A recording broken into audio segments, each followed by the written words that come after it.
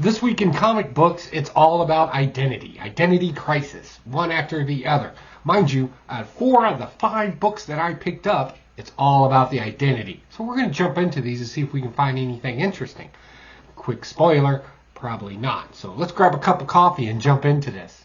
Hey, what's going on, folks? This is your boy Pocan Joe to talk to you about Coffee Brand Coffee. We serve people that are tired of gimmicky advertising and branded companies that want to lecture you.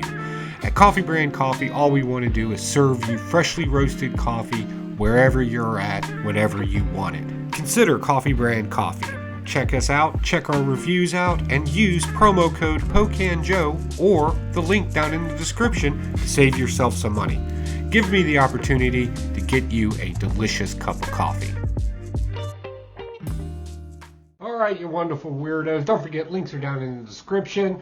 But let's jump into this week's comic book haul and review. It's only 5 books, so let's just go ahead and pull the Band-Aid off now. We're going to talk about Powergirl Number One. I went with the foil variant here. There's a lot of different variants for this. I'm starting to notice something that when the story's kind of it's the best way to describe it. Like the more covers they have, more to draw you to it, I guess. I don't know. But in this one, you may remember our new introduction to Powergirl has her looking like Carol Danvers, Captain Marvel with the powers of America Chavez, right? She can punch through dimensions, she can punch through the close distance and things. Yeah, okay, cool. New power set to an already super-powered being. Okay, cool, boom. In this issue, we gave her an alternate ego now. So, like Clark Kent is Superman, Dr. Page, tech guru extraordinaire is now Powergirl. Okay, so she's having an event on a yacht, because that's what tech gurus do. And they're talking about cleaner and better ways to make technology. Normally, I'm on board with that. But to kind of help fund these whole new projects that are coming up, which they didn't really explain very well, but everybody's part of Steelworks now. That's how that works. They're going to auction off some old alien tech. I guess. Right? So some aliens come down. They got a problem with it. They're going to pirate this, right? They're going to play Jack Sparrow, as far as I could tell. And they're going to try to steal stuff at this or disrupt this event. Either way, they're the bad guys showing up. So you're thinking, cool. At least we'll get a cool villain. Nah, that Joker is just as lame as all get out, too. After they get what they want, they're escaping. There's a bomb on the boat, so Dr. Page has to shoot through the boat, get the bomb, punches her way to the Marianas Trench, and drops it in there. And, of course, every good reaction is always led to a bad reaction. Now the Atlanteans think that it's an act of war because they dumped the bomb there. Superman makes it clear. He's like, hey, you could have, put this on the sun, dumped it in space someplace, whatever the case may be. And she's just doing her best because she's still dealing with this identity crisis of not feeling like she's a part of this Superman Steelworks family thing. That's your story. That's what you led this off with. So, yeah, I'm not. No. Next, I'm not going to say anything bad about it. I'm just going to jump into it. All right, next we got Action Comics starring Superman's Steelworks family that we just mentioned like 12 times in the last issue. Right, and this is issue number 1057. In this one, you get 3 stories. Right, one of them's really a flashback. Right, story number 2. The first one is Clark Kent, Superman, interviewing this new radical kind of conservative racist group called Blue Earth. Little on the nose, but all right, let's roll with it. So they sit down, they have kind of this kind of pseudo interview thing where it's like, hey, make your mission statement clear. Maybe people are just misunderstanding you. And then he kind of hits them with a couple of hard-hitting questions, and they're able to answer through them pretty smoothly. And then afterwards we find out that her main number 2 is an alien shapeshifter type character, turns into Superman, but has kryptonite. So kryptonite doesn't affect him because kryptonite only affects Superman in this scenario. All right, fine. And, of course, hurting him and leaving him on a cliffhanger. Story number 3 in it is, again, more identity stuff. The first one was kind of identity too, right? The identity of this particular group. What do they believe? What do they do? Right? Those kind of things. In the last story, we're kind of dealing with identity and the fact that Connor Kent, the fake Superboy, really just struggling to figure out who he is. Again, that is the constant thing. Like every time you read a story about this particular Superboy, that's where they go with it. And in this one, he kind of has a rebellious nature. He dyed his hair, and he's kind of hanging out with a girl, and Mrs. Kent is having a hard time, just being a single mother and roping him in. And it's just like, oh my God, just give it a like, can you do something cool? And of course they don't. They just kind of, he's a struggling teenager. What teenager isn't? Like, if you're a teenager out there, then you shouldn't be watching this. You really shouldn't.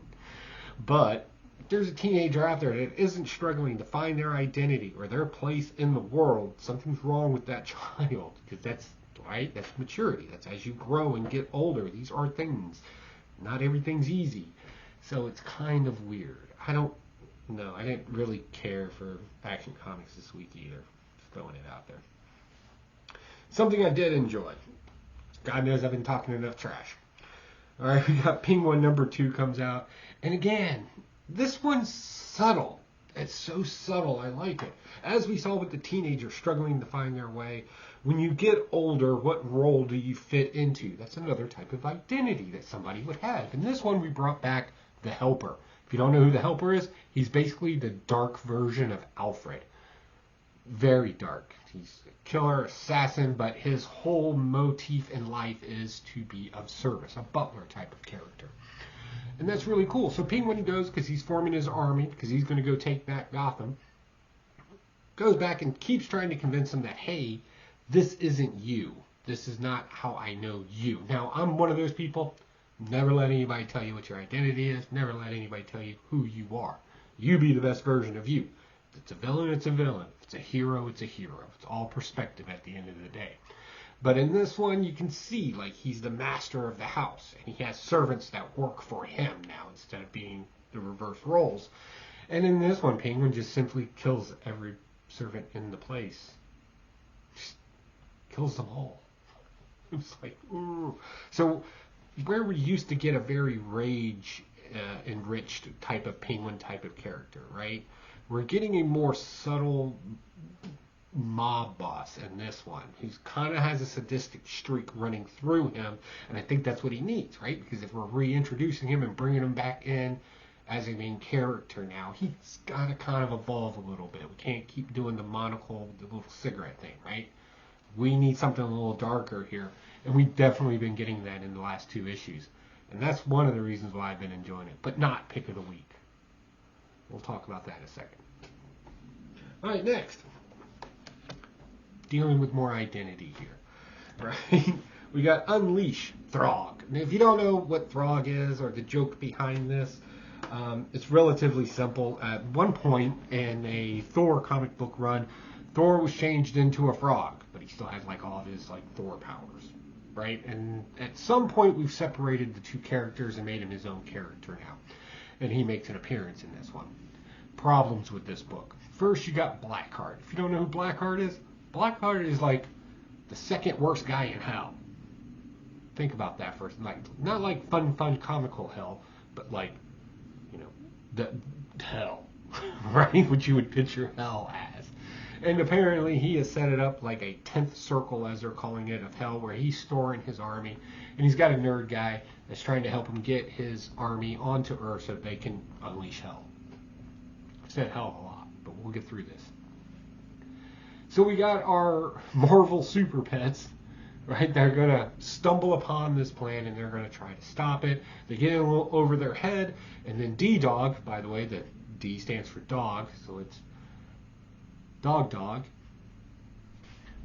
does the midnight bark. It's kind of his superpower, right? You've heard this before. Like, one dog goes off in the neighborhood, starts barking about something, like the other dogs start barking. And this one, they kind of give it to it as it's a traveling signal for help between the dogs.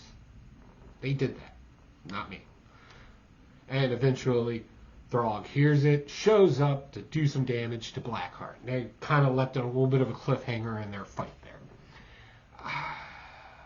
So what's the identity in this? Well, D-Dog wants to be a superhero. Wants to be perceived as a superhero. He wants to believe that he is a superhero. He wants to be identified as a superhero in this. And in it, he's constantly asking for some sort of validation that he's a superhero as he's going through all this. So basically, this Unleashed run, issue 2, is just a dog finding its identity.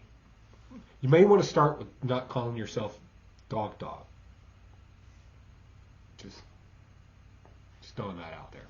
All right. Last but not least, all right, pick of the week. Usagi Yojimbo, right? So I picked this variant up right here. It's a Scotty Young variant, and my wife didn't even recognize it, which means I actually get to keep a Scotty Young variant for a change, and it doesn't disappear into one of her collection boxes. Super happy first off to get that. Great cover.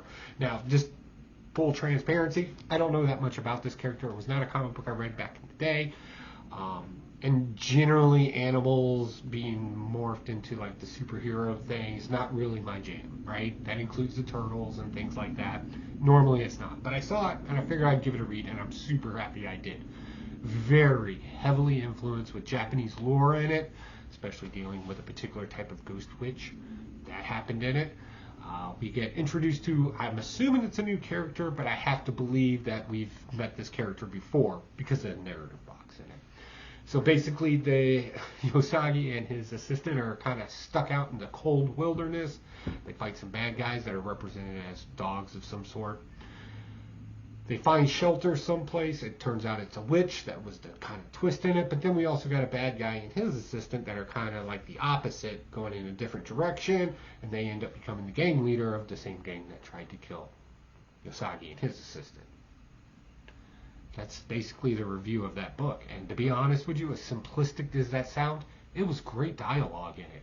It's great action scenes in it. Yeah, it can be a little cartoony, but I thought it was very interesting. It really draws your eyes to it, and you really hear a voice, like when the characters are talking in it.